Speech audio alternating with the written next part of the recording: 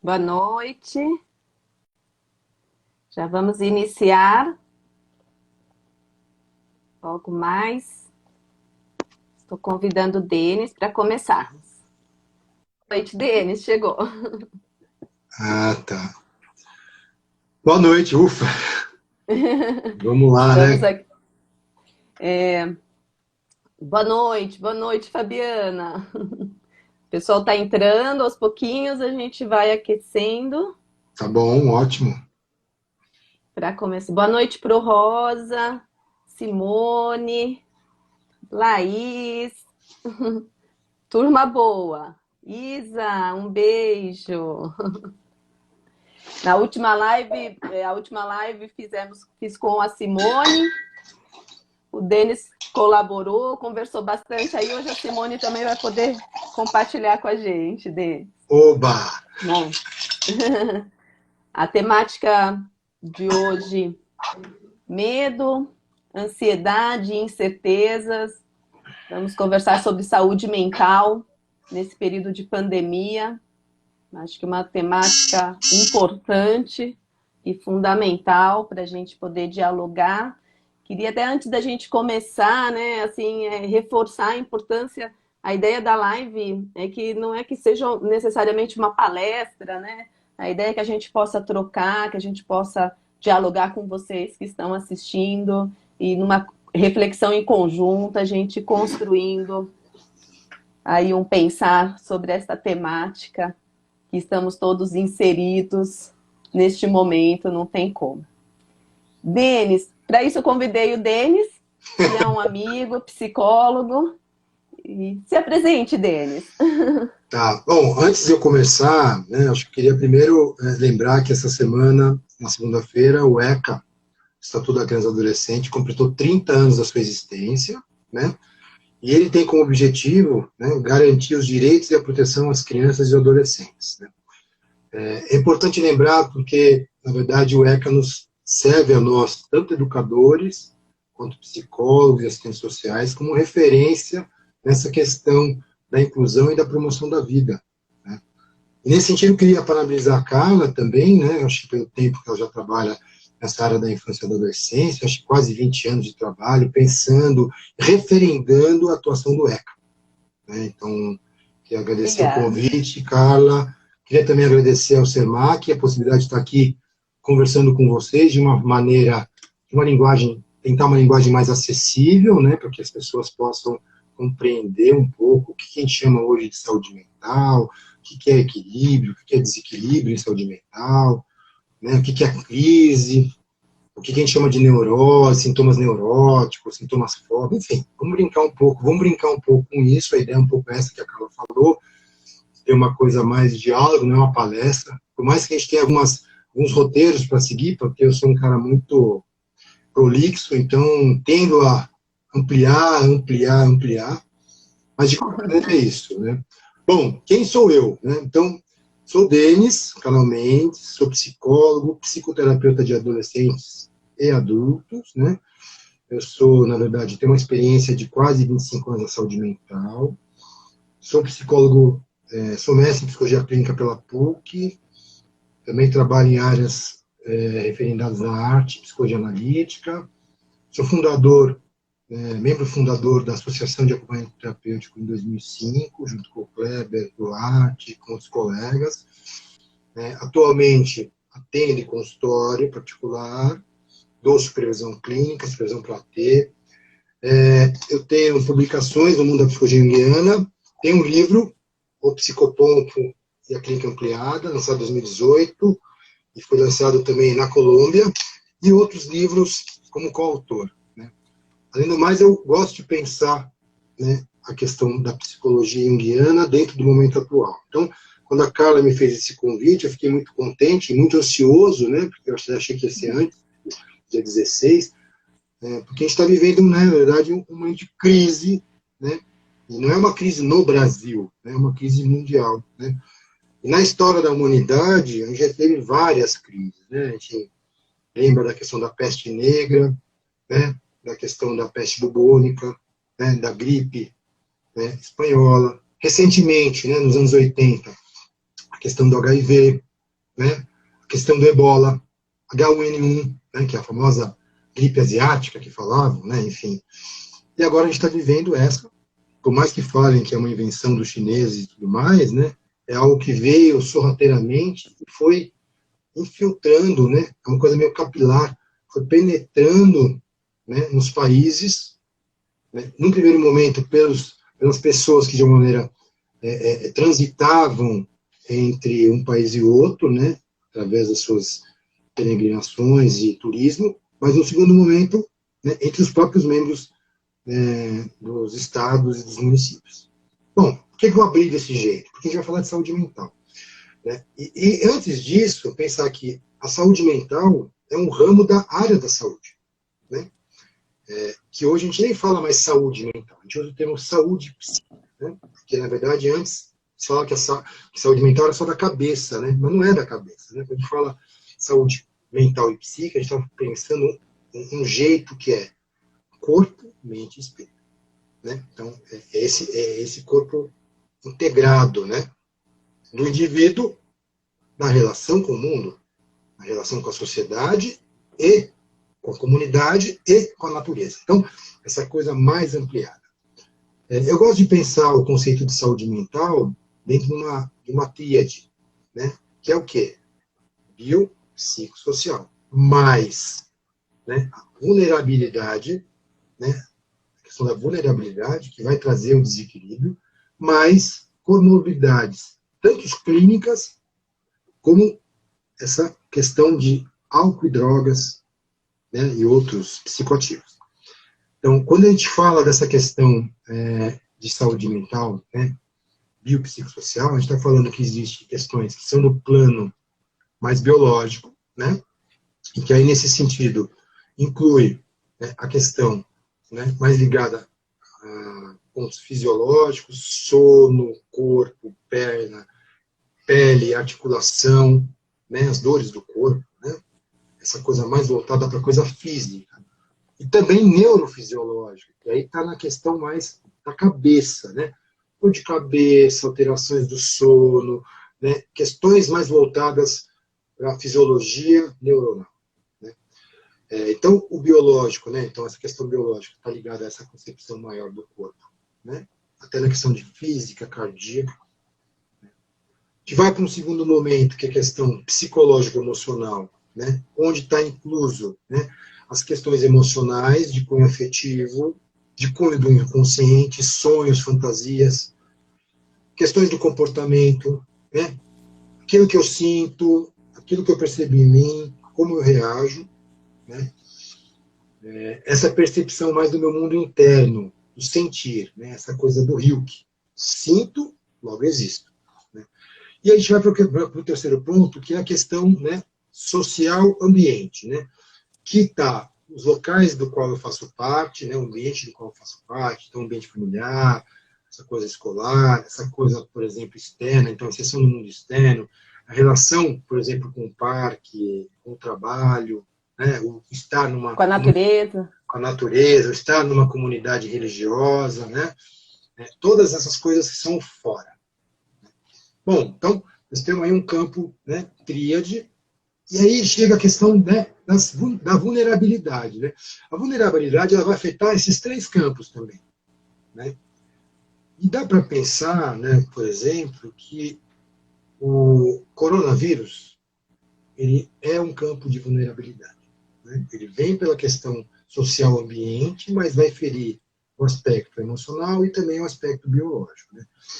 Porque, assim, quando a gente pensa em vulnerabilidade, a gente pensa numa instabilidade, né, do indivíduo perante as várias situações nos diversos campos de existência, né?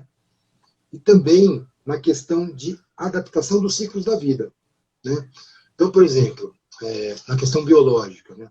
Uma criança que nasce, por exemplo, com uma diabetes infantil, ela é mais vulnerável perante a inserção dela, tanto na família, quanto no meio externo. Então, por exemplo, essa criança vai para a escola, né? Tem todo um cuidado, né? Toda uma questão, puta, pode comer doce, não pode comer doce, vai tomar insulina, vai tomar insulina. Então, ela já se torna mais vulnerável perante essa penetração no mundo externo. E também com relação à família, né? ela sempre vai ficar, a família sempre vai ficar preocupada. Nossa, como é que ela vai reagir? Como é que ela vai lidar? Meu Deus, já está sofrendo, não está sofrendo. Então, essa questão de vulnerabilidade, do ponto de vista biológico, vai estar caminhando junto no desenvolvimento, né, psicológico dessa pessoa. No segundo ponto, né, vulnerabilidade no ponto de vista psicológico, a gente pode pensar, por exemplo, pessoas que sofreram abuso, né? Pessoas que, de alguma maneira, têm uma dificuldade com relação à inserção no meio dos colegas, a questão da desadaptação, da alienação psíquica, né? O medo. E um outro ponto, né, de vulnerabilidade seria esse ponto mais ambiente, social, seriam essas pessoas que, de repente, não têm uma base, né, uma casa, pessoas que estão com uma vulnerabilidade socioeconômica, de exclusão, de não pertencimento. E é aqui que penetra, na minha opinião, né, a experiência do Covid. Né? Junto com essas três coisas de vulnerabilidade, ainda podemos fazer um complemento, né, que é a questão das comorbidades clínicas. Então, a pessoa tem lá uma questão emocional, né, difícil, como, por exemplo, uma doença cardíaca. Então, além de ter uma questão emocional, se soma, né, a gente chama de comorbidade, então a somatória de uma doença, né, com aquela coisa de base, com uma questão cardíaca. Podemos incluir ainda mais, quer dizer, para ela tentar lidar com a questão da questão emocional, junto com a questão da comorbidade clínica, ela vai ter ainda uma comorbidade de abuso de álcool, por exemplo. Então, há uma compensação, né, para tentar se manter equilibrada, né, pseudo-equilibrada com relação à vida. Né? Então, nós estamos aí dando um campo maior do que a gente chama de conceito de saúde mental. Tá, já temos o conceito. Né? Então, o que é equilíbrio, o que é desequilíbrio em saúde mental? Interessante, né, cara, tudo isso. Né? Quer dizer, estamos falando Eu até... fico pensando que estamos todos vulneráveis frente a esse contexto hoje de pandemia, né? Estamos Sim, vulneráveis, mas fico pensando que existem pessoas, né, que é isso, que acaba somando, né? Porque aí se as isso. pessoas já têm outras vulnerabilidades, né? Se elas já têm um histórico diferente, fica muito mais difícil passar por esta fase ou lidar com este contexto. Né? Eu Sim, acho que é isso, vou né? dar um exemplo. E, Né? Tipo, desculpa te cortar, mas assim, por exemplo, uma pessoa que tem um quadro de depressão, né? E aí tem uma questão clínica, sei lá, né? Por exemplo, uma questão de diabetes, né? Tipo 2. Ela vai tentar compensar fazendo uso de cannabis esse sofrimento, né? Em vez de ela tomar um remédio, ela vai querer fazer uso de cannabis. Né? Ela está tentando compensar. Entre a questão do Covid, tudo isso faz assim, ó, brum, ressalta. Né? Então, na questão da depressão, por exemplo, ela pode vir a ter ideações suicidas, né? Pode vir a ter, né? Que é isso que automutilação também, que é um comportamento que a gente tem visto mais comum, né? sim, sim, Ou algo até mais simples, né? Uma pessoa que é mais ansiosa com a vida, né? Mais sim, acelerada sim, e que num contexto anterior ela estava adaptada, né? Tudo bem, é mais ansioso, mas né, os ansiosos já se avisam ansiosos, né? Isso já o ansioso sim, ele já diz, eu sou ansioso, a primeira coisa que ele nos avisa, né? E aí, assim, eu estava adaptada, tudo bem, eu tenho uma ansiedade, mas a vida corria, né? Mas agora, diante de tudo isso, essa ansiedade fica quase que insuportável, né? E isso eu tenho visto nos diálogos que eu tenho com famílias, né?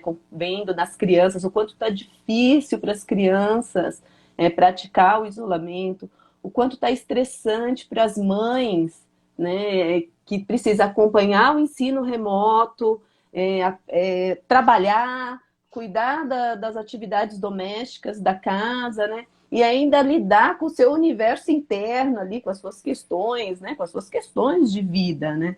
Então, estamos vivendo um momento, estamos todos vulneráveis a este contexto, mas é fato que para algumas pessoas o sofrimento está maior.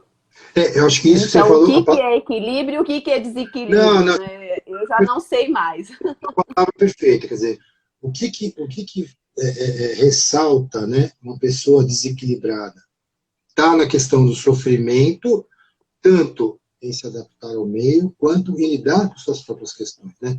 Então, a pandemia, ela provocou um pêndulo, né? Entre, no primeiro momento, a negação da doença, essa coisa invisível que você falou já, com a questão, né, de ansiedade, medo e, em especial, essa questão do mundo externo, né? O medo da morte, né?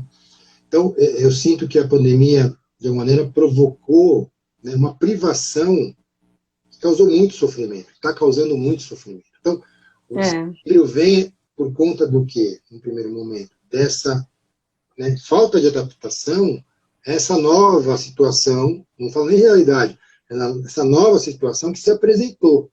Então, uma pessoa ansiógena, como você falou, então, a produção dela, do ponto de vista profissional, do fazer, do acontecer, do mundo externo, saio daqui e vou ali, com a privação do mundo externo, né, com essa reclusão, com isolamento, com confinamento, ela não consegue mais fazer, né, ir para fora.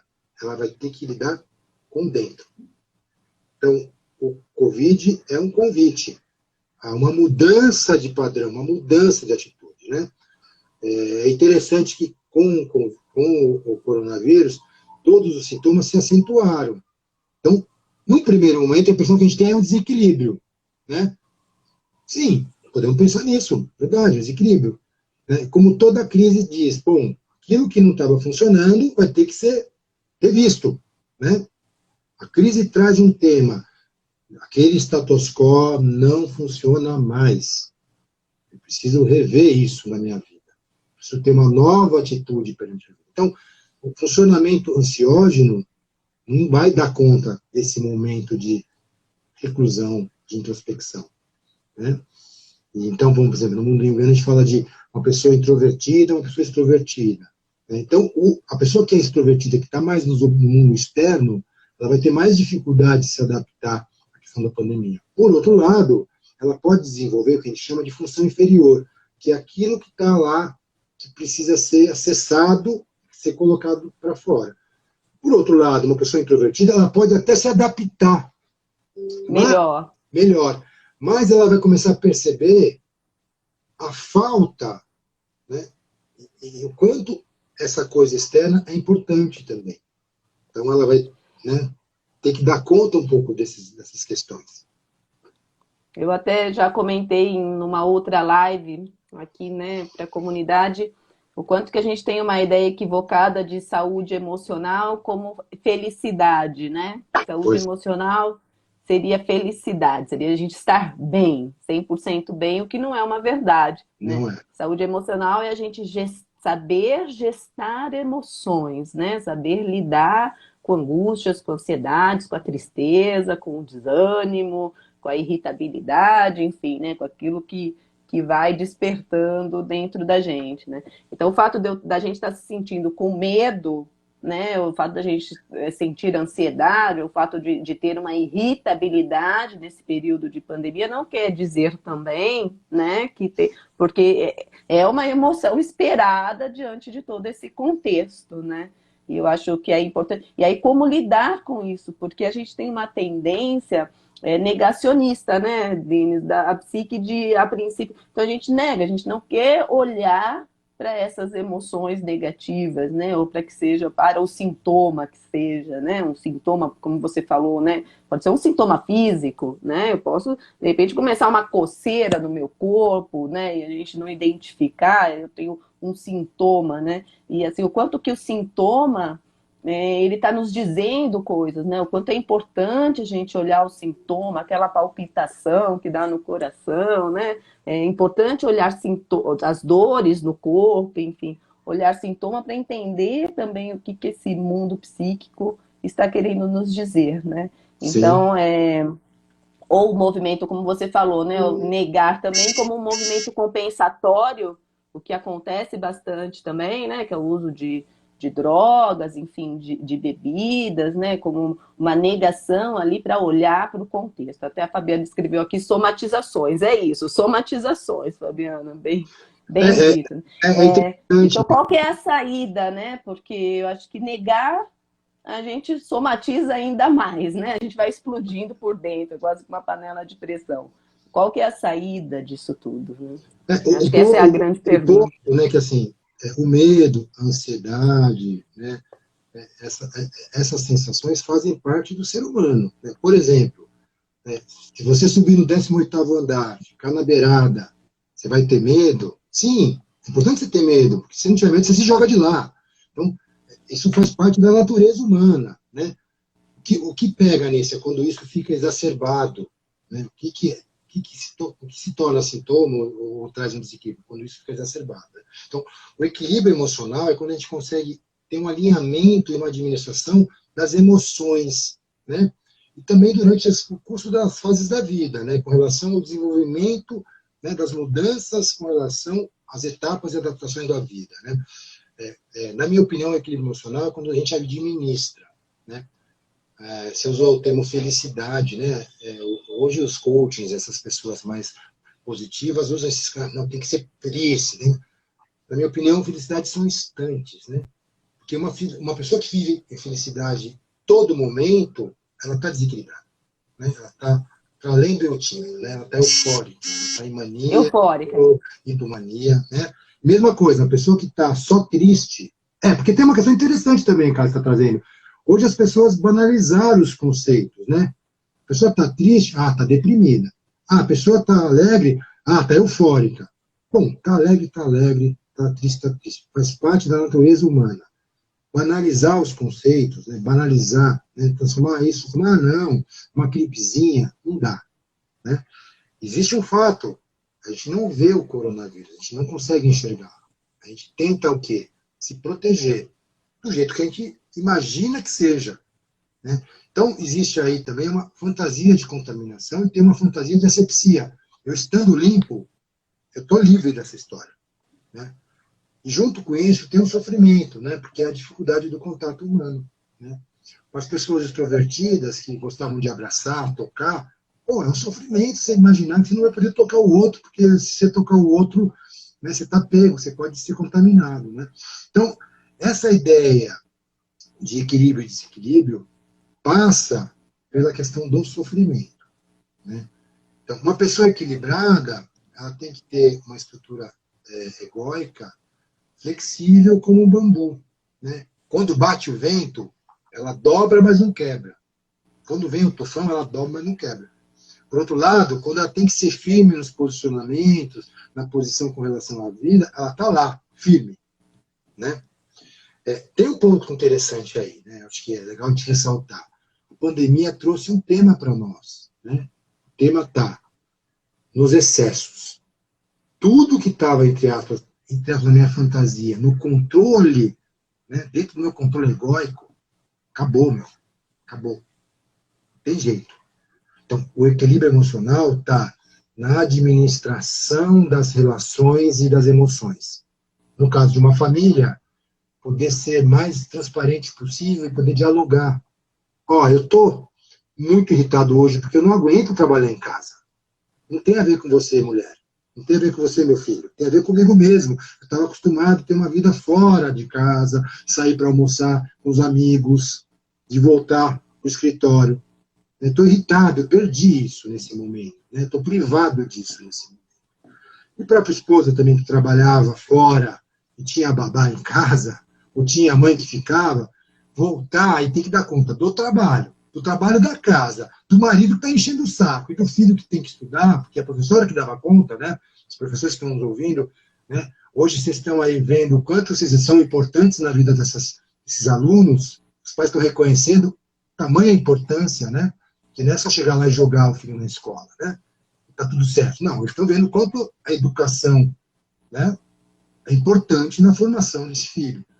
Então dá um puta trabalho, eu acho que essa é a verdade. Então, se você consegue administrar tudo isso, você não é Deus, você conseguiu de maneira estar com um certo equilíbrio emocional. Agora, faz parte ficar um tanto, né, exausto, com fadiga, ficar, né, pé da vida, né, soltar um grito, soltar faz parte, isso também faz parte. Porque assim, fantasia de que... Desequilibrar, tem um momento que desequilibra, tem um momento que, Pensa o seguinte... que o leite entorna, né? Eu falo que o leite... Pensa assim, tem uma faixa do meio. Né? Essa oscilação do meio, do osciloscópio, né? Da ciência do exercício de aço, faz parte de estar vivo, faz parte de um certo equilíbrio, né? Que oscila. O ponto é quando você vai muito para cima ou muito para baixo. Né? Eu gosto, e Só queria até voltar, né? Equilíbrio emocional não quer dizer que a pessoa tem que ser boazinha. Fala Também. para tudo. Não tem esse papo. A pessoa tem que aprender a expressar as suas emoções. Né? Poder dizer o que está sentindo. Se não consegue dizer o que está sentindo, pelo menos, né, olhar para o outro e falar, olha, não consigo dizer, mas não estou bem. Olha, deixa eu ficar aqui no cantinho que tá beleza. Então não é ser boazinha, não é ser falar amém para tudo. Né? Às vezes discordar mostra o quanto equilibrado você está. Né? Numa sociedade doente como a gente está hoje, discordar do que está acontecendo é ser saudável. Né? Bárbara. Não dá para alienar. Porque, na verdade, quando você foge do conflito, quando você não enfrenta a situação, né, isso fala de uma certa fragilidade emocional. Né? Sim, porque aí a gente volta nessa questão da fuga, da compensação, Perfeito. da negação, né? Do não olhar aí para sintomas, para as emoções, para o que eu estou sentindo. Eu acho bárbaro a analogia que você fez com a questão do bambu, né? Porque é isso mesmo, né? A vida, ela é adaptação, né? Se a gente for pensar em biologia, né? Da adaptação do homem, na modernidade, na nossa evolução, a nossa evolução ela é feita por adaptações, né? Então, o caminho é esse mesmo, né? A gente tem uma tendência de querer conservar, né?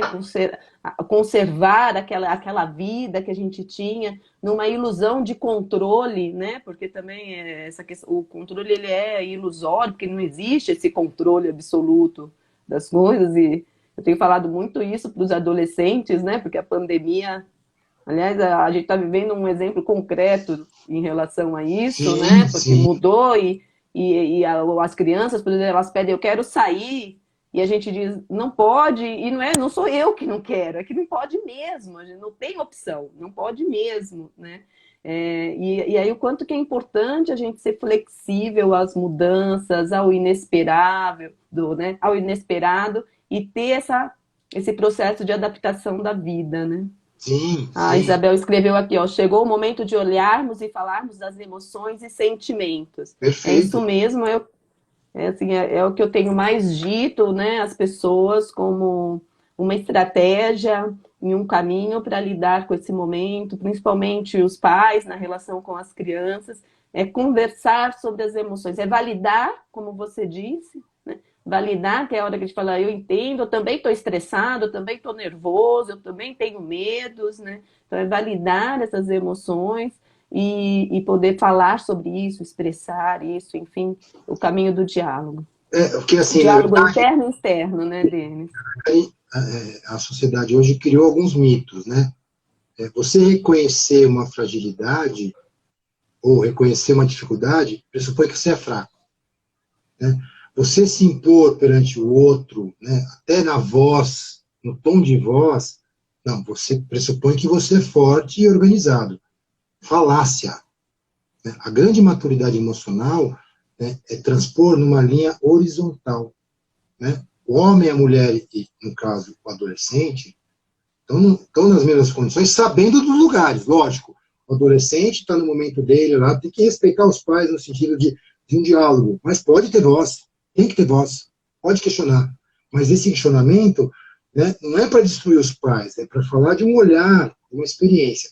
Os pais, ao mesmo tempo, pode dizer o que estão sentindo, não quer dizer que eles são fracos. Né? Poxa, o não saber, né, é uma maturidade, no meu modo de entender. O problema é que a nossa sociedade mais positivista, reconhecer os sentimentos, é coisa do feminino, mulher, né? O bom mesmo é ser macho, né? Vamos usar essa palavra. É ser o cara que vai lá e se impõe, né? Ser forte. Bobagem. O ego não pode ser uma estrutura de uma coluna. Você tem que ser isso que eu comentei. Né? A tendência da sociedade é o quê? Construir e conservar, construir e conservar, construir e conservar. né? O vírus trouxe o quê? Não dá para conservar, não dá para ser geladeira, né? A geladeira conserva, mantém por um tempo os alimentos lá, né? Esse congelamento do freezer, né, é um congelamento da vida, né? Eu uso muito no meu trabalho até 2015 com os pacientes mais graves psicóticos, esse termo, né? Sair da crise psicótica era sair do congelamento. Então, pensamos o seguinte, que uma crise, né, tanto no desenvolvimento do mundo, quanto na questão pessoal, fala que aquele status quo, aquele estado, não dá mais para se manter desse jeito. A gente vai ter que rever. Não sei se é todo, não precisa implodir o Estado, né? Não precisa implodir o casamento. Mas a gente pode fazer o quê? Reorganizar, dar um novo sentido, ressignificar a experiência do casamento, do matrimônio, ou ressignificar a experiência psicológica de si mesmo, né? Então, a crise psicológica é um convite para o crescimento psicológico, né? Eu nem gosto muito... O sintoma, ele é um convite para as mudanças e transformações. Na verdade, assim, para nós junguianos, a gente tem que olhar para o sintoma como um símbolo, né? Então, o símbolo é aquilo que vem e traz uma nova perspectiva, né? Ele aproxima inconsciente e consciente. O sintoma, ele está dizendo, olha, o meu corpo não está funcionando direito. Então, quando você citou a questão da urticária, né, da coceira, então, tem alguma coisa que está irritando esse corpo, né? Como é que eu lido com isso? Se eu vou no médico, né, alopata, ele vai me dar um creme de pele, beleza. Nós, como psicólogos, vamos perguntar para esse paciente, né, o que irrita na vida dele, o que está irritando na vida dele, né? O que pode estar contribuindo para esse sintoma aumentar. Lógico, no trabalho de saúde mental, a gente inclui o médico, o psicólogo, o social, a relação dessa pessoa com o mundo da escola, com o ambiente. Né? De repente, essa pessoa que está tão, né, na vida urbana precisa de uma mudança de paradigma, precisa de mudar um pouco o ritmo da vida, precisa ir pra praia, né? Pegar um sol, ver o sol lá, o solzinho no corpo. Né? Então, a crise, o sintoma, é um convite para a gente repensar o nosso modo de viver e de existir. Por exemplo, né, o isolamento social, o confinamento social, né, a privação. Quais as crises que ela trouxe para nós? Por exemplo, poxa, para algumas pessoas a necessidade de relacionamento, para outras pessoas a necessidade de ter um espaço de contato mais espiritual, né, de ter um momento mais, né, de olhar para si mesmo, ou de um contato mais com a natureza, de repensar valores, de repensar o consumo, de repensar se eu quero viver, né, dentro de um prédio, por exemplo. Isso é interessante, porque, na verdade, assim, a resolução não está na resposta fora, mas está na resposta dentro. Então, a neurose seria, né, um desconforto, uma desadaptação entre questões internas e questões do mundo externo. Ou questões internas com cobranças da sociedade, como questões internas com a expectativa de vida que eu tenho. Né? Então, o sintoma pode colaborar para uma neurose. Por outro lado, a neurose é, né, o sinal vermelho do farol para, espera, e começa de novo. É muito interessante, né, quando se traz essa questão do sintoma como a proposta de mudança, porque eu concordo com essa ideia de que o organismo físico, quando ele estanca, ele cria doença. Né? Então, se você fica muito tempo parado no mesmo lugar, ou no sofá, por exemplo, né, o sofá ele faz a curvinha né, das nossas nádegas. Ele se adequa à nossa. Então, o corpo humano tende uma inércia, né, mas a psique não. Né? A psique tende, né, o nosso mundo psíquico, o nosso mundo interno, ele tende a evoluir, no meu modo de entender. E aí, trazendo um autor junguiano, quer dizer, na verdade, o próprio Jung fala que, né, a tendência do ser humano é, entre aspas, um certo crescimento, né, é evoluir, né, é se desenvolver. Né. Então, quando vem uma Esse é o crise... propósito da vida. Esse é o propósito da vida. Esse é o propósito da vida. Que alguns espiritualistas usam, que alguns... A própria religião, né? Todo o contexto religare. A questão hoje, né, que tem a ver com a questão da medicina baseada em evidências, né, da psicologia positiva, e eu faço aí uma crítica mesmo, e aí estou eu fazendo essa crítica, é que a gente não consegue controlar. Né? Essa ideia de que a ciência vai controlar tudo, não dá. Não é desacreditar na ciência. Né? Na verdade, a roda está aí. A gente não destrói a roda, a gente só vai colorir a roda, a gente reinventa a roda. Ela está aí para a gente poder aprender com ela. Né? Então, essas escolas, elas têm uma ideia de querer que a gente consiga controlar o comportamento, controlar os sentimentos. Isso que você falou é verdade. Quer dizer, não tem felicidade plena. Existem instantes. Não existe sofrimento para a vida inteira. Né? O sofrimento fala de algo que precisa ser elaborado, né, ressignificado e transformado. Né? Então, no meu modo de entender, né, desculpa te cortar só para complementar, a neurose é um convite à ressignificação da experiência que a gente chama patológica. É bonito pensar assim, eu vejo, é confortante, né? Na minha prática, né? Tanto clínica, né? Como na escola, eu vejo como é confortante para o indivíduo em sofrimento, quando a gente acolhe esse sofrimento, quando a gente dá escuta, né, ao sofrimento, e quando a gente, como eu estava dizendo, valida isso como algo que está, como algo que faz parte do viver. Né? Sim, Eu tenho falado muito isso, assim, estamos vivos, né? Estamos vivos e acho que a gente precisa entender nesse momento qual é a nossa prioridade, sim. o que é inadiável para a gente, o que é inadiável, né? Ter essa resposta, encontrar essa resposta. Eu acho que a gente tem que viver esse processo de pandemia com esse questionamento interno para que a gente, de fato, possa tirar um bom proveito de tudo que está acontecendo. Né? Sim, tem uma música de uma moça nova, né, que assim, a alma precisa de um pouco de pausa, né? Eu também acho que assim, tomar cuidado quando a gente fala assim, tem que ver tudo intensamente, porque assim, pode ser que eu crie uma situação ansiógena, onde eu preciso resolver agora, nesse período, nesse curto período, toda a minha vida. Não, isso Sim. também é desequilíbrio. Eu tenho que olhar para essa situação de um jeito onde eu possa ressignificar o sentimento dessa experiência. Então, a crise ela vem para trazer a pergunta: eu quero ser ou ter? Então, aquele mitólogo grego Victor Salles, meu professor na formação quanto analista, ele traz uma questão importante, né, que nós vamos ter que aprender a viver mais com menos. E ele falou também uma outra coisa importante, que é um tema grego. Quer dizer, a gente aprende de dois jeitos, ou pela dor ou pelo amor.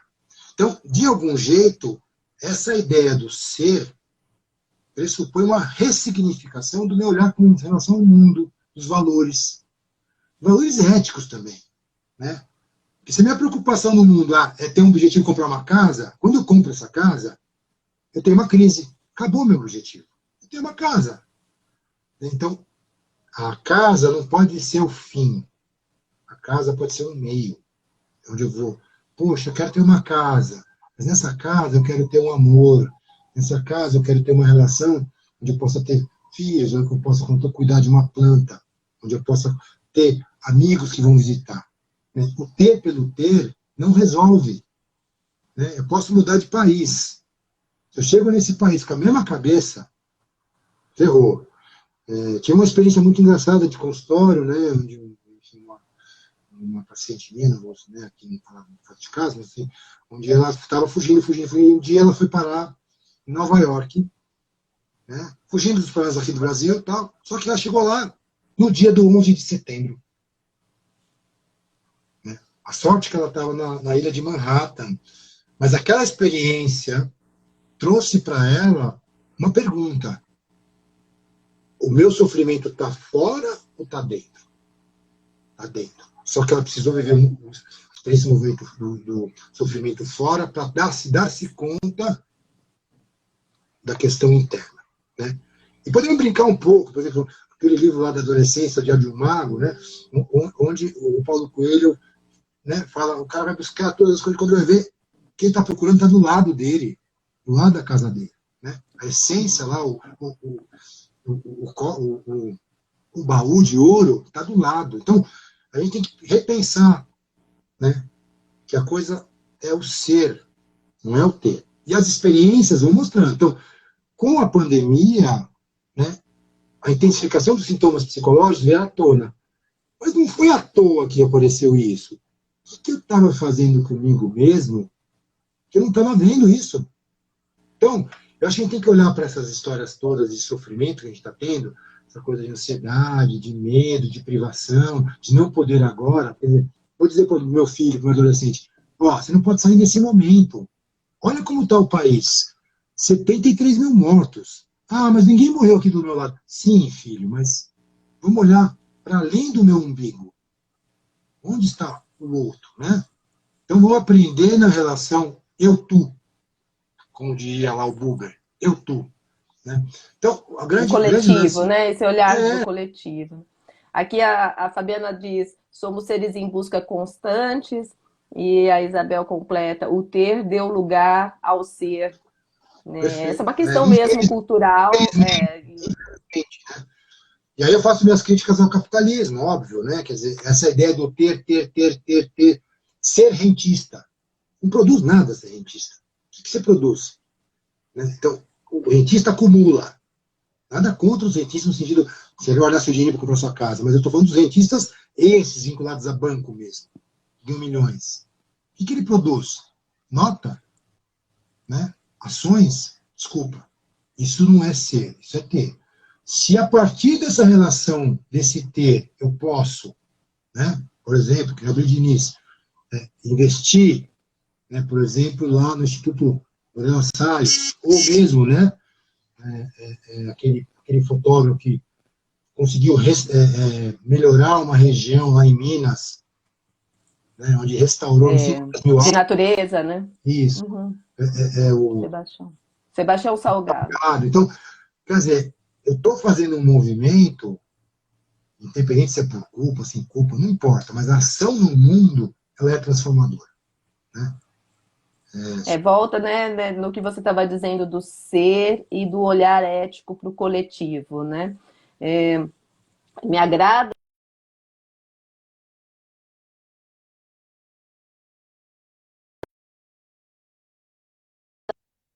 Né?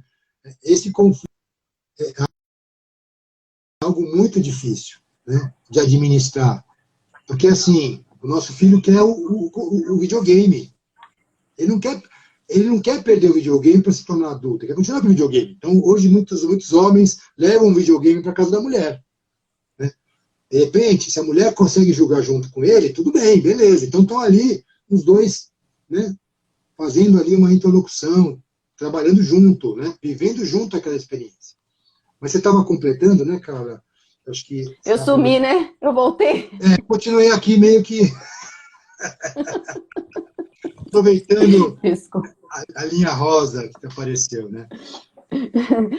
Não, o que eu ia dizer é o quanto que me agrada o discurso que a gente tem hoje já na educação, né? Que é o olhar para essa educação integral, né? Para essa educação do indivíduo, do todo, né? Deste ser, né?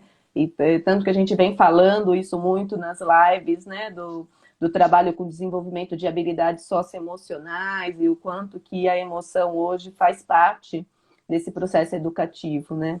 Eu acho que ele acaba sendo um trabalho preventivo mesmo, de formação para esse adulto futuro.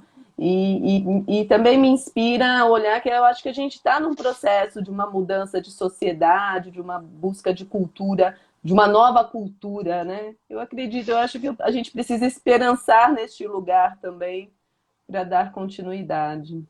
Eu gosto dessa ideia, né? Sou um pouco contra o pensamento do Pondé, que é muito negativo e para baixo, né? Eu acho que tem uma questão importante quando você fala da questão das crianças, né?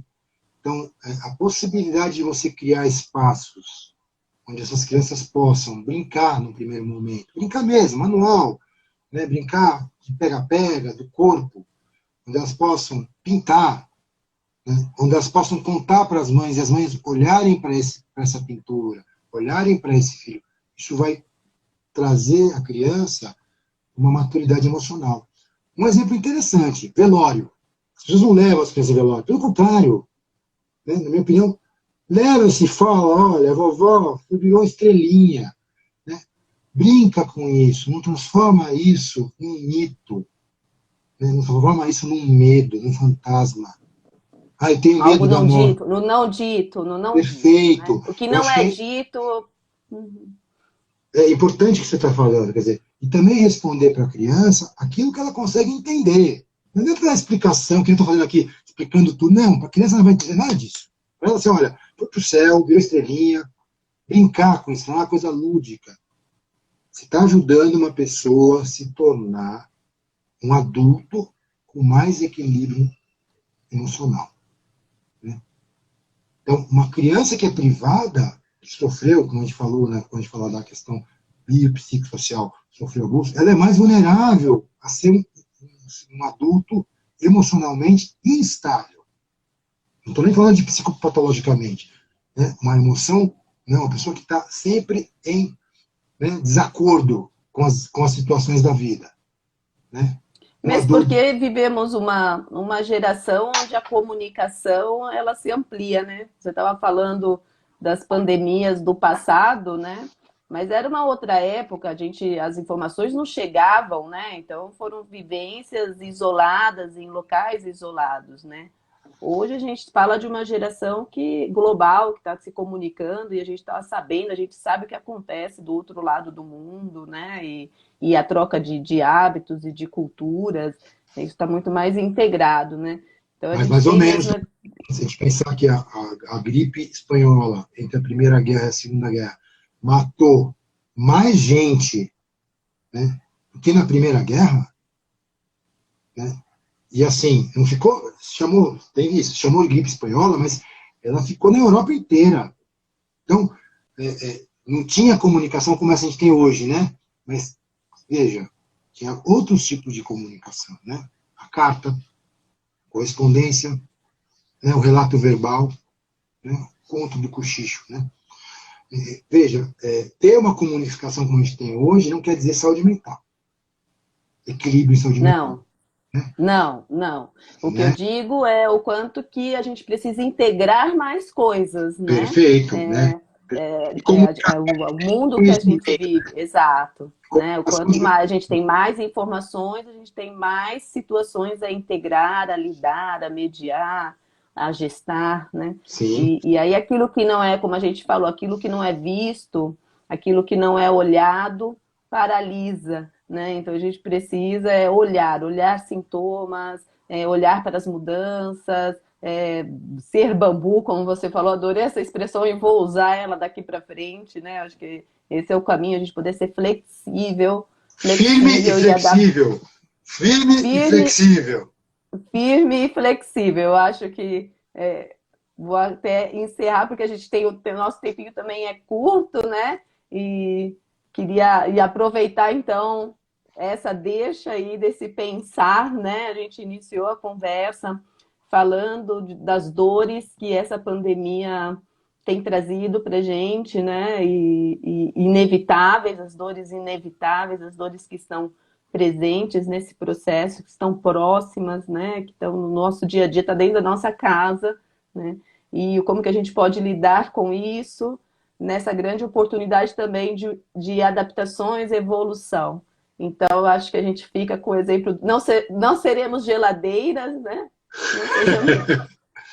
Não seja geladeira, né? Para a gente conservar esse tempo, é para a gente viver esse tempo presente de uma forma firme e flexível. E é só para completar, Carla, assim, é legal esse exemplo da geladeira, porque é o seguinte, quando começou a pandemia, pessoas estocaram papel higiênico, como se o mundo fosse acabar.